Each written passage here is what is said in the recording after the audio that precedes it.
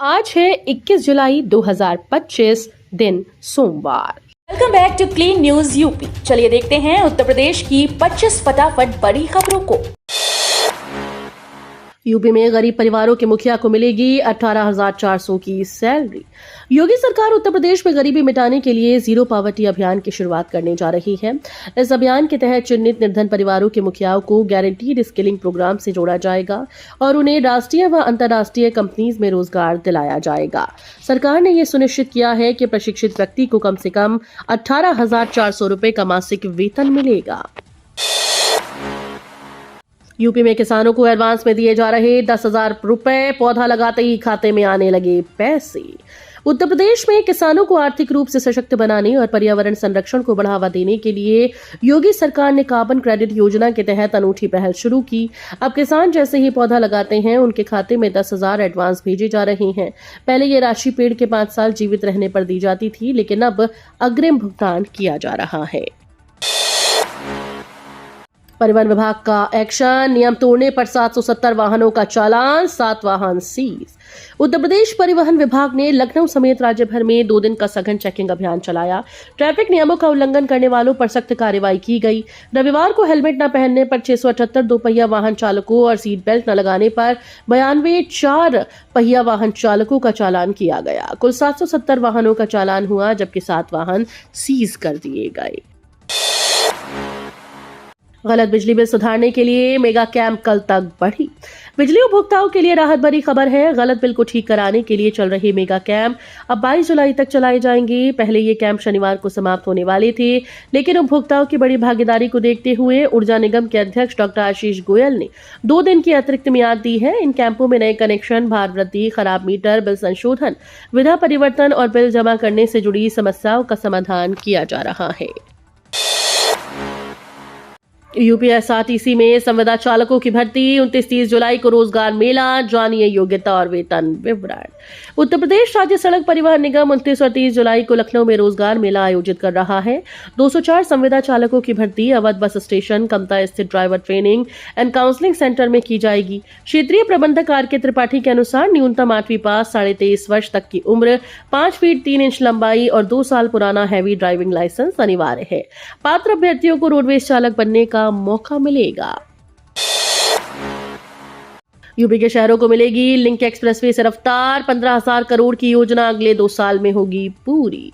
उत्तर प्रदेश में expressway network का तेजी से विस्तार हो रहा है। अब राज्य सरकार उन शहरों को भी लिंक एक्सप्रेसवे से जोड़ रही है जो अब तक मुख्य एक्सप्रेसवे नेटवर्क से अछूते थे। लगभग 15,000 करोड़ की लागत से बन रहे इन एक्सप्रेसवे से वाराणसी, ग्रेटर नोएडा, कानपुर और झांसी जैसे शहर सीधे जुड़ेंगे। गोरखपुर पहले ही जुड़ चुका है। मुख्य सचिव मनोज कुमार सिंह ने बताया कि अगले 1.5 से 2 साल में ये सभी प्रोजेक्ट पूरे होंगे। यूपी में 27 जुलाई को 2,382 केंद्रों पर होगी आरओ परीक्षा। एआई और सीसीटीवी से होगी निगरानी। उत्तर प्रदेश लोक सेवा आयोग के समीक्षा अधिकारी और सहायक समीक्षा अधिकारी परीक्षा 2023 आगामी 27 जुलाई को आयोजित की जाएगी। ये परीक्षा राज्य के 75 जिलों में 2,382 केंद्रों पर एक पाली में सुबह 9:30 से 12:30 बजे तक होगी।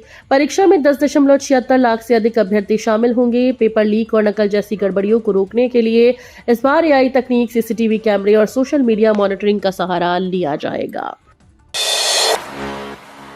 अब प्रदेश के मरीजों को घर बैठे मिलेंगी मेडिकल टेस्ट की जांच रिपोर्ट।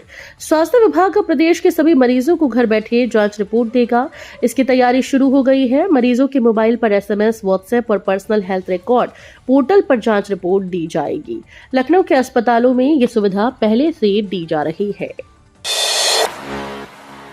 23-22 जुलाई को बारिश और आकाशीय बिजली की चेतावनी, मौसम विभाग का अलर्ट जारी। मौसम विभाग ने 22 और 23 जुलाई को बादल गरजने, बूंदाबांदी, आकाशीय बिजली गिरने की चेतावनी जारी की है। इस दौरान 6 किलोमीटर प्रति घंटा की रफ्तार से हवाएं चलने की संभावना है। कानपुर में आज को 30%, 22 को 67% और 23 को 60% बारिश की संभावना जताई गई। तापमान 28 से 34 डिग्री के बीच रहेगा। भारत पाकिस्तान क्रिकेट मैच पर सपा सांसद का बड़ा बयान। WCL में भारत पाक का मैच रद्द हो गया है। इस पर सपा सांसद रुचि वीरा ने कहा कि दोस्ती दुश्मनी अपनी जगह, खेल अपनी जगह। खेल साहित्य को सीमाओं में बांधकर नहीं रखा जा सकता। इसे पहलगाम घटना से जोड़कर नहीं देखा जाना चाहिए। अगर पाकिस्तानी खिलाड़ियों ने उस समय कोई बयान दिए थे तो वो गलत है। अगर किसी खिलाड़ी ने भारत के खिलाफ जहर उगला था तो ये उसे चयन करने वाले देखें। मैं मैच के न समर्थन में हूं और न ही विरोध में। बलिया में 67 लाख रुपए का विकास खाद्यान्न घोटाला, पूर्व पंचायत सचिव गिरफ्तार, प्रधान कोटेदार भी आरोपी। उत्तर प्रदेश के बलिया जिले में 67.13 लाख के विकास और खाद्यान्न घोटाले में पूर्व ग्राम पंचायत अधिकारी राजेंद्र प्रसाद वर्मा को आर्थिक अपराध अनुसंधान संगठन ने गिरफ्तार कर लिया।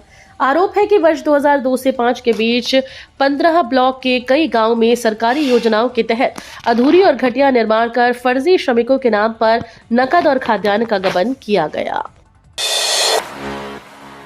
कांवड़ यात्रा के चलते मुरादाबाद समेत हुई कई जिलों में स्कूल बंद, 4 अगस्त तक छुट्टी। उत्तर प्रदेश में कांवड़ यात्रा के दौरान बढ़ती भीड़ और ट्रैफिक व्यवस्था को ध्यान में रखते हुए कई जिलों में 12वीं तक के स्कूल्स को बंद कर दिया गया है। मुरादाबाद में आज से 4 अगस्त तक सभी स्कूल्स में छुट्टी घोषित की गई। मेरठ और मुजफ्फरनगर में 16 जुलाई से 23 जुलाई तक स्कूल बंद किए गए। वहीं बरेली और लखीमपुर खीरी में सावन के सोमवार को स्कूल बंद रखने के निर्देश दिए गए हैं। कान्हा की नगरी को भव्य व दिव्य बनाने जा रहे सीएम योगी। मुख्यमंत्री योगी आदित्यनाथ कान्हा की नगरी को भव्य व दिव्य बनाने जा रहे हैं। विकास की श्रृंखला में वृंदावन से गोकुल तक 17 किलोमीटर लंबा नेचर वॉक बनेगा। ये कान्हा की आह्लादिनी यमुना किनारे बनाया जाएगा। पूरे नेचर वॉक पर सुंदर व रंग बिरंगे पौधे लगेंगे जो श्रद्धालुओं को अपनी ओर खींचेंगे। इन फूलों की सुगंध सुखद एहसास कराएगी। आगरा मतांतरण गिरोह का लश्कर ए तैयबा से कनेक्शन, गोवा की आयशा फंडिंग में अहम कड़ी। आगरा में पकड़े गए मतांतरण गिरोह का कनेक्शन पाकिस्तान स्थित आतंकी संगठन लश्कर ए तैयबा से सामने आया है। जांच में यह खुलासा हुआ कि इस गिरोह को UAE, कनाडा, लंदन और अमेरिका के रास्ते से फंडिंग मिलती थी। गोवा की रहने वाली आयशा इस फंडिंग नेटवर्क की मुख्य संचालिका थी, जो विदेश से आने वाली रकम को देश भर में मतांतरण और लड़कियों का ब्रेन वॉश करने वाले नेटवर्क को भेजती थी। कांवड़ यात्रा में बवाल साजिश का हिस्सा। उत्तर प्रदेश भाजपा अध्यक्ष भूपेंद्र सिंह चौधरी ने कांवड़ यात्रा के दौरान हुए बवाल को सुनियोजित साजिश बताया है। बरेली में मीडिया से बात करते हुए उन्होंने कहा कि पुलिस जांच कर रही है और जल्द ही सच सामने आएगा। चौधरी ने सपा प्रमुख अखिलेश यादव को हिंदू विरोधी करार दिया और विपक्षी महागठबंधन को स्वार्थ और अवसरवाद का प्रतीक बताया। उन्होंने कहा कि प्रदेश में कानून का राज है और अराजकता फैलाने की इजाजत किसी को भी नहीं दी जाएगी।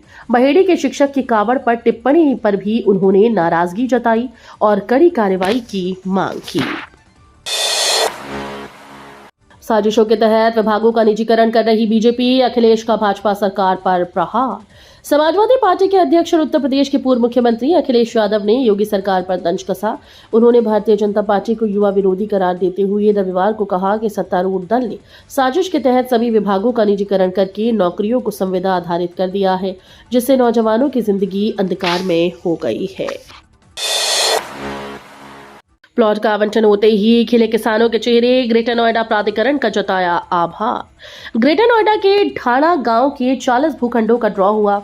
गांव के 104 किसानों को इन भूखंडों का आवंटन पत्र जल्द जारी होगा।